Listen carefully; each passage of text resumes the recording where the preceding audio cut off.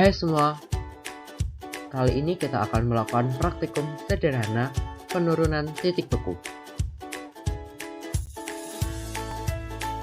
Yang pertama kita akan melakukan pendahuluan, yang kedua melakukan praktikum, selanjutnya membuat tabel pengamatan dan melakukan pembahasan dari hasil praktikum dan menarik kesimpulan.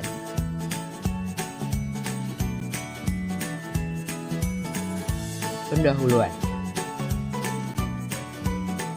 Tujuan dari praktikum ini yaitu untuk memenuhi tugas praktikum fenomena sifat kualitatif larutan. Yang kedua yaitu untuk mengetahui pengaruh zat terlarut elektrolit dan non-elektrolit terhadap penurunan titik beku suatu larutan. Landasan teori dari praktikum ini yaitu titik beku larutan adalah suhu pada saat tekanan uap cair sama dengan tekanan uap padatannya, atau titik di mana air mulai membeku. Titik beku normal suatu zat adalah suhu pada saat zat meleleh atau membeku pada tekanan 1 atmosfer atau dalam kondisi normal.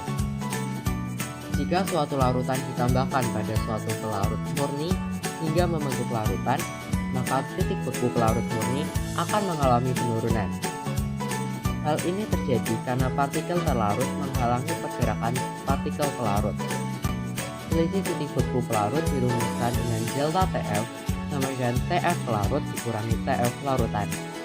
Menurut hukum Beckmann, penurunan titik beku dan kenaikan titik didih berbanding langsung dengan molalitas yang terlarut di dalamnya.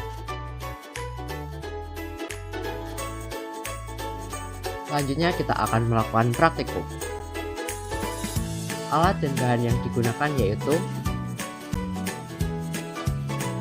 es batu, gula, tepung, garam, dan 4 gelas kaca. Langkah kerja. Yang pertama, masukkan es batu ke dalam 4 gelas kaca dengan takaran yang sama.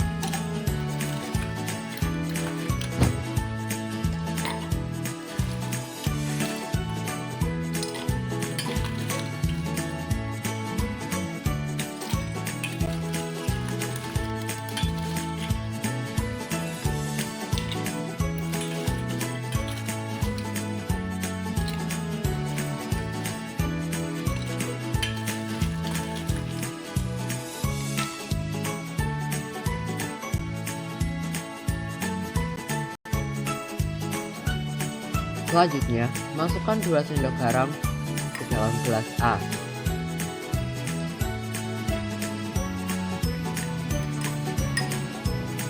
Dua sendok tepung ke dalam gelas B.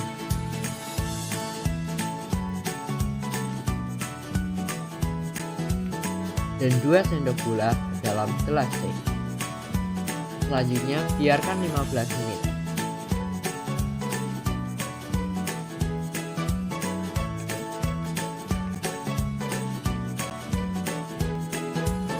Setelah 15 menit, amati perubahan yang terjadi pada gelas A, B, C, dan D.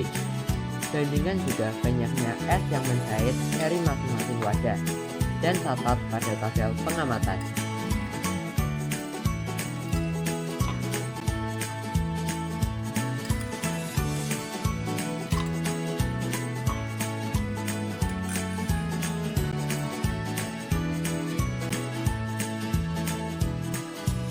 Berdasarkan praktikum tadi, kita dapat lihat bahwa es dengan garam lebih cepat mencair dibandingkan yang lain.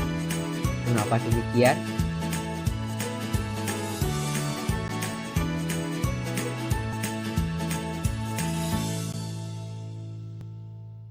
Ketika es dicampur dengan garam, sebagian membentuk air garam dan es secara spontan terlarut dalam air garam. Akibatnya, air garam semakin banyak dalam segumpal es. Air terstruktur membentuk tatanan geometri yang tertentu dan kaku. Tatanan yang kaku ini rusak ketika diserang oleh garam. Maka, molekul-molekul air selanjutnya bebas bergerak kemanapun dalam wujud cair. Garam yang ditambah S1 akan dapat menurunkan titik beku S1. Karena itulah es batu dengan garam lebih cepat mencair. Sedangkan es batu tanpa adanya garam tetap mencair akibat panas yang berasal dari lingkungan. Panas ini juga mempengaruhi mencairnya es batu dengan garam. Akibatnya, air yang berada di gelas berisi es batu dan garam lebih banyak dibandingkan yang tidak berisi garam, seperti gula dan tepung. Kesimpulan dari praktikum ini yaitu penurunan titik beku pada setiap zat terlarut berbeda-beda. Pada larutan elektrolit, penurunan titik bekunya lebih tinggi daripada larutan non-elektrolit. Contoh elektrolit pada praktikum ini yaitu garam.